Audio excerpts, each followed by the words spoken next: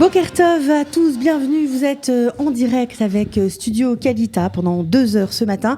Cathy Choukroun pour vous servir. Je suis en compagnie d'Olivier Granilic. Bonjour Cathy, bonjour Olivier. À toutes et à tous. Voilà, et on va faire un point ce matin sur les chiffres qui inquiètent en Israël.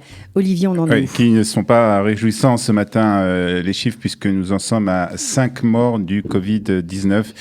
Une femme de 67 ans de Bat-Yam, elle souffrait de plusieurs maladies chroniques.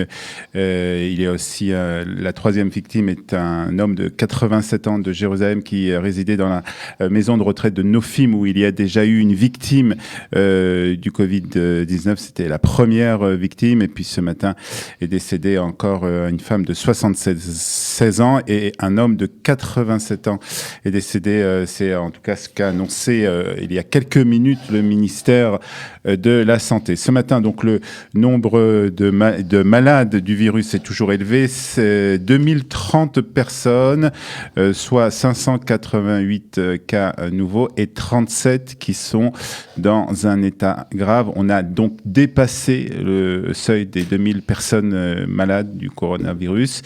Tu te souviens, il y a 2 jours, on parlait ensemble de la barre psychologique des 1000 personnes malades. Aujourd'hui, nous en sommes donc à plus de 2000, ce qui confirme donc que le nombre de cas double chaque jour, un rythme qui affole les responsables du ministère de la Santé. Alors justement, Olivier, on parlait hier de mesures sévères qui devraient être adoptées par le gouvernement. Ces mesures ont-elles été validées par le ministre ? Il y a beaucoup de débats. Oui. On en est où Alors, aujourd'hui ? oui, à 3h30 du matin, ils ont été adoptés après que le conseiller juridique du gouvernement ait donné son accord. Il faut dire que les discussions sont déroulées hier pendant toute la journée. Discussions très animées, si on en croit les médias israéliens, avec 2 avis différents. Celui d'abord du directeur du ministère de la Santé qui a demandé l'entrée en vigueur de mesures beaucoup plus sévères, et celui du ministère des Finances qui voit l'économie israélienne s'effondrer et qui estime que le ministère de la Santé est hystérique. Des discussions, selon certains, qui ont été très bruyantes, mais le Premier ministre a fini par trancher et adopter des nouvelles mesures restrictives. Alors, quelles sont ces mesures ? Interdiction de sortir de chez soi seulement pour se ravitailler ou bien pour acheter des médicaments. Il sera aussi permis de faire des promenades aux alentours de son domicile, mais à une distance seulement de 100 mètres. Des amendes pourront être données à ceux qui ne respectent pas ces mesures. Il n'y a pas de changement concernant les secteurs d'activité vitaux. Donc, les employés peuvent continuer à se rendre sur leur lieu de travail s'ils ont bien entendu des autorisations, mais ils devront prendre leur température avant d'entrer sur leur lieu de travail. Les personnes ayant plus de 37 degrés devront rentrer chez eux. Enfin, les transports en commun s'arrêteront de fonctionner. Plus d'autobus, plus de tramways et plus de trains. Des mesures qui rentreront en vigueur à partir de 20h ce soir. Alors, ce sont ces mesures-là que demandait le ministère de la Santé. Le ministère de la Santé, on le sait, depuis le début, demande des mesures drastiques. Oui, et en fait, le ministère de la Santé, c'est là toute la discussion qui a eu lieu hier pendant toute la journée au bureau du Premier ministre. Le ministère de la Santé demande en fait des mesures beaucoup plus sévères au vu des chiffres, au vu de cette courbe donc qui ne cesse d'augmenter. Le directeur du ministère de la Santé a demandé au Premier ministre de vérifier la possibilité d'instaurer un couvre-feu, une fermeture totale du pays et d'interdire donc aux Israéliens de sortir de chez eux. On a même parlé à un moment de distribuer des manotes krav, vous savez, ces fameux plateaux repas distribués aux soldats en temps de guerre, mesure qui n'a pas été adoptée par Benjamin Netanyahou. Bon, alors, autre chiffre qui inquiète le gouvernement, c'est évidemment le nombre de chômeurs, et on comprend l'inquiétude du ministre du Travail et de l'Économie. Donc, le nombre de chômeurs avec, là aussi, des prévisions très pessimiste. Oui, nous en sommes à 603 339 demandeurs d'emploi, soit un taux de chômage de 19%. Avant la crise du corona en Israël, on était dans une situation de plein emploi avec un taux de chômage de 4% seulement. Le nombre de demandeurs d'emploi augmente d'une façon vertigineuse.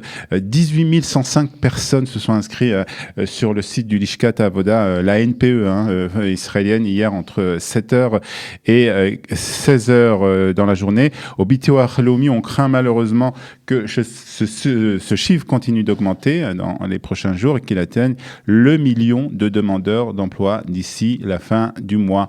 La lueur d'espoir, on va dire, dans ces chiffres, c'est que la grande majorité de ces nouveaux chômeurs sont en fait en chômage technique, c'est-à-dire qu'il y a de fortes chances qu'ils retrouvent leur emploi à la fin de cette crise. Bon, mais en tout cas, on l'espère. On est obligé, après les chômeurs, de faire un point sur les élèves.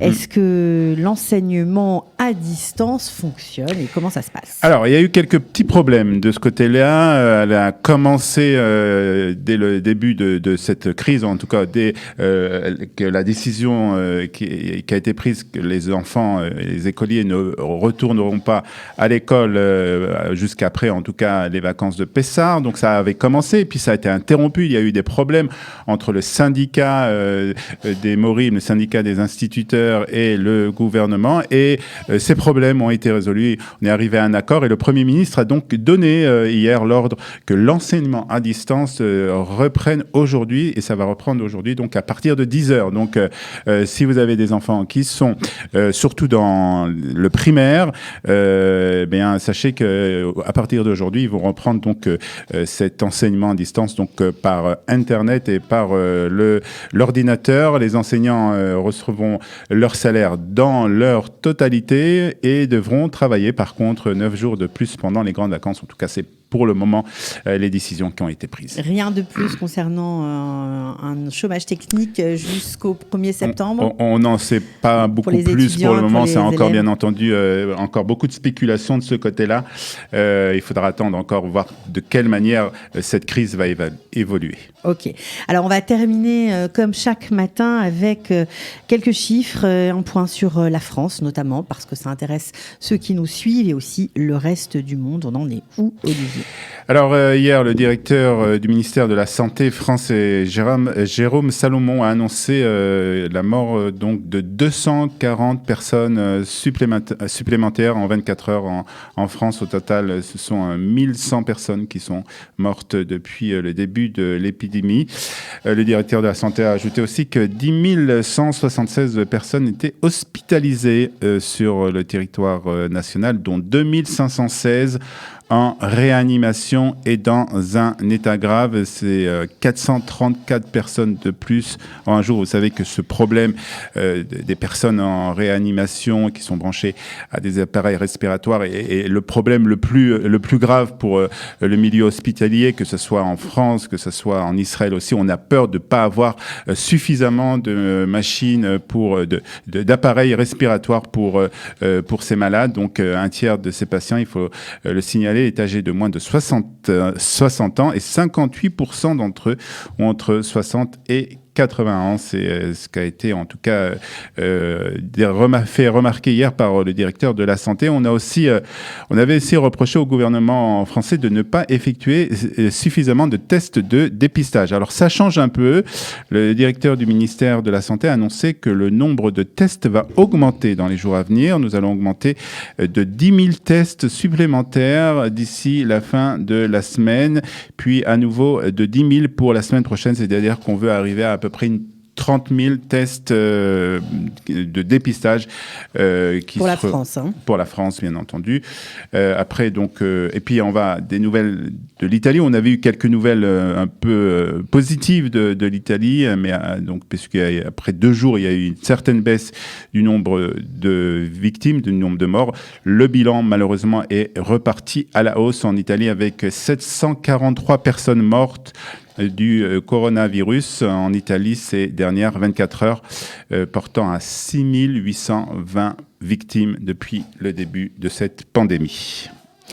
Alors évidemment, vous le savez, nous mobilisons Studio Qualita pour lutter avec vous contre le coronavirus. Toute l'équipe travaille d'arrache-pied pour mettre à votre portée en français toutes les infos et les réponses aux questions que vous vous posez. Vous trouverez donc toute l'information sur la pandémie du Covid-19 sur le site internet www.info-covid19-qualita.com. Donc n'hésitez pas, le site est très bien fait, assez clair et vous trouverez toutes les infos.